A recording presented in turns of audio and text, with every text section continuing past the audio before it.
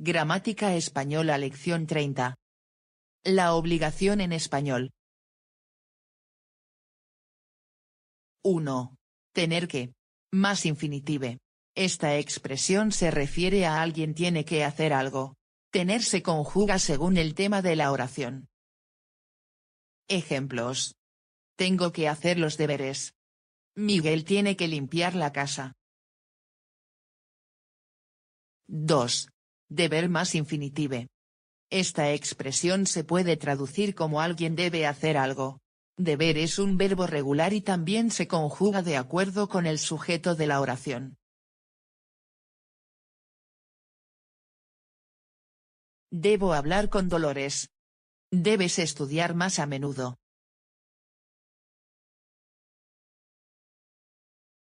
3. Hay que. Más infinitive. Esta expresión denota la idea de que uno debe hacer algo, o es necesario hacer algo. Es una expresión impersonal, por lo que siempre se usa la forma verbal hay.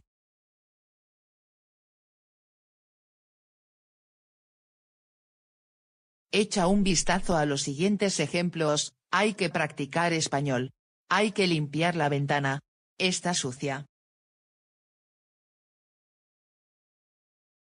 Los usos discordantes de estas tres estructuras. Eche un vistazo a los ejemplos a continuación, que resaltan la diferencia entre las tres expresiones. Antonio viaja a Francia mañana. Él tiene que debe aprender francés. El francés es una lengua complicada. Hay que estudiar mucho.